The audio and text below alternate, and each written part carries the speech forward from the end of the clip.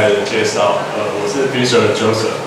而且我没有准备我自己自我介绍影片。如果大家对我个人有兴趣的话，其实是可以去 Google 或去 YouTube 去查林修平、双木林修的修平他的名，就可能会看到一些我上的一些搞笑节目之类的东西。好，那我今天要来分享的是 Fisher， 我们的网站就是 抱歉，我还要上一页。就是我们的网站是 fisher.com，FIISHER。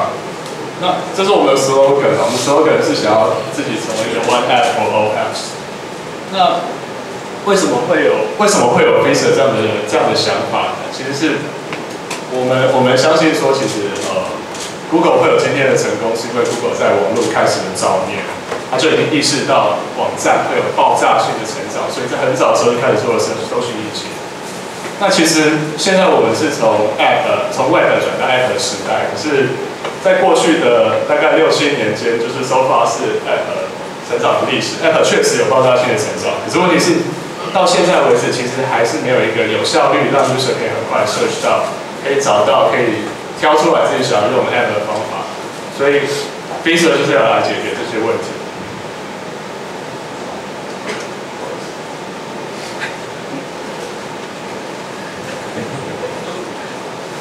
我们准备了一个影片来描述刚凯伟师提到的问题，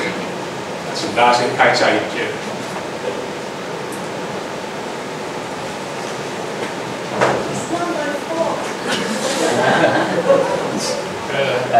声音来，有声音。声音。首先，Google 会进行搜寻，但有时候搜寻结果并不是自己想要的。即使输入 App 全名，仍找不到想要的 App。想了解 App， 我们只能从开发者所提供的详细叙述、萤幕截图或是宣传影片去猜测它好不好用。想了解更多，就要一支一支的下载安装。不喜欢的还要移除。反复安装与卸载的步骤，几乎是智慧型手机使用者每天都要经历的事情。另外，一旦你安装一个 App，还可能会遭受到恶意软件或病毒的侵袭，即使你移除 App， 病毒却依然还在。这样的效率是不够的，我们需要更快速、更精准地找出自己想要的 App。可以先提一下，谢谢。其实，在我们刚提到这些问题来讲，包含就是我们找 App 可能每次找到 App 都要去下载安装，或者是常常很难精准的找到 App 这种问题以外，其实还有几个很根本性的问题。例如说，其实现在世界上所有的一些关于 App 里面的资料，并没有比较有效的方式可以去被 search 到。举例来讲，我们现在想要找一个影片，一个电视连续剧的影片，例如说最近纸牌屋 House of Cards 很红嘛，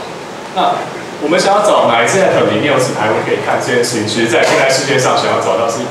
不会经过一个直接有一个搜寻引擎让你找到，我们只能够先去下一些 keyword， 例如说，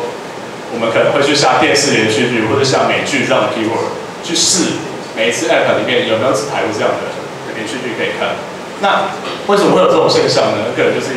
我不会有单纯一支 App， 我里面只有纸牌屋可以看，所以说我在上架的时候，我不会只写我只有纸牌屋可以看，诸如此类的。这个会渐渐的，我觉得其实渐渐大家会意识到这个问题，就是世界上其实现在有一大部分的资料，它埋藏在 App 里面，可是没有人有效的可以让你去涉及到这些 App 里面的资料，除非你去下载安装。这是一个我觉得比上面提到更根本的问题。那另外一个问题当然就是一些跨平台上面的问题，就是说我们是 iPhone user， 我永远都只能用 iPhone app， 我不能用 Android app。反过来 Android user 也一样，我用不到 iPhone app。那这些都是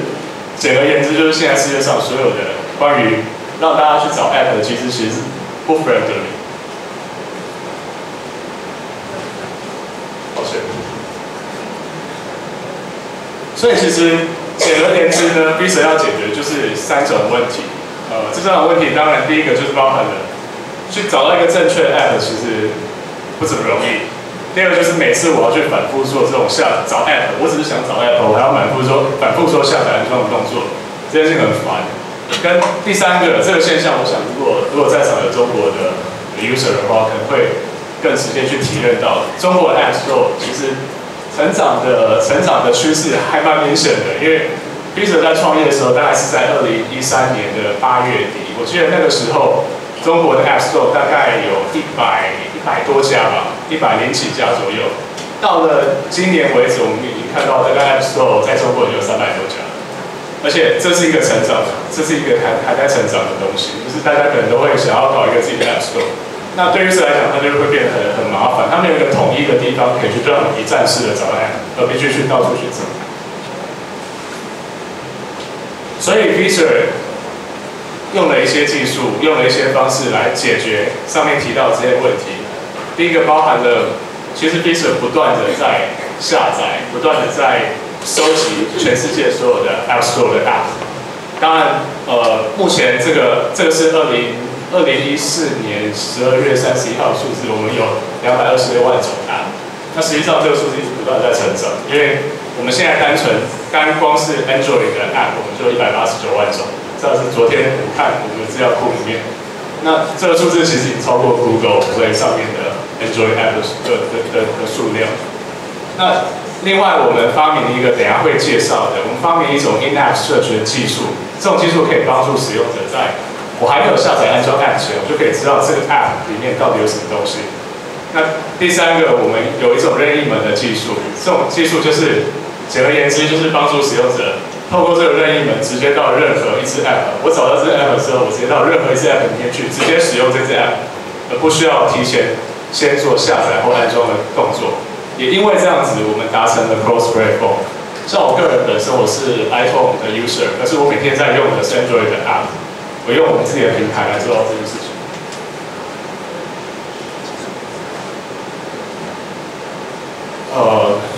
Visa 的 competitor， 我们从一开始就是 target 的 Quizy 在前一阵子很红嘛。那 Quizy 是一个 App Search Engine， 这个是大概2015 3月7号的资料吧。我们看到 Quizy 其实已经募到大概194.9 million， 所以他们现在市值大概将近8亿美金了。那我们一直在 follow Quizy 的这个过程，我们会发现说，最开始 Quizy 也在做一个 App Search Engine。他们不管在自己的 Web 上面，在自己的 App， 它都是一个我下 keyword， 抱歉，我下 keyword， 然后我去找 App 的一个平台。可是问题是，现在 Quizy 已经渐渐的转向做 solution provider， 我去跟一些平台合作，我来做这个平台的搜寻的供应商。我们认为它的问题就是在于，它并没有一个真的可以贴切帮助使用者去找 App 的这样的一些像 Visa 有的这样 In-App 或是那个直接任意门的这样的技术。这是一个 Quizy 跟 Visa 的 In-App Search 的一种，应该是说这是有没有 In-App Search 技术的比较。如果今天我是一个 user， 我想要找有关跟购物派对有关的这样 App 的话，我分别到 Quizy 跟到 Visa 去下购物派对这样 keyword 的话，大家会发现其实 Quizy 只有5笔资料，如果您现在去试的话，可以发现只搜寻到5笔的 App 推荐，而且这5笔 App 其实它误解了购物派对的意思，它出现了有个叫怪物派对吗？我的怪物派对，它找不到任何购物派对相关的东西，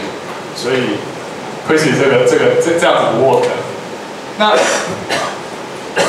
反观 Visa 在您输入购物派对的时候，其实我们会找到118个 App 推荐。而且并且最重要的是，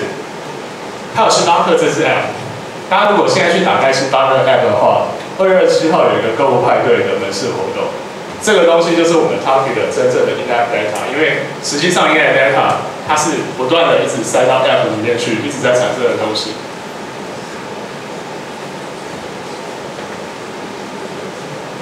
那最后这个是我们今天刚announce，就是今天早上刚announce一个新的技术。透过这项技术，其实大家到 Visa 去下 keyword， 去下任何一个你想要知道有没有哪一支 App 里面有这个 keyword 的东西，你下了之后，我们会提供你一系列的搜寻结果。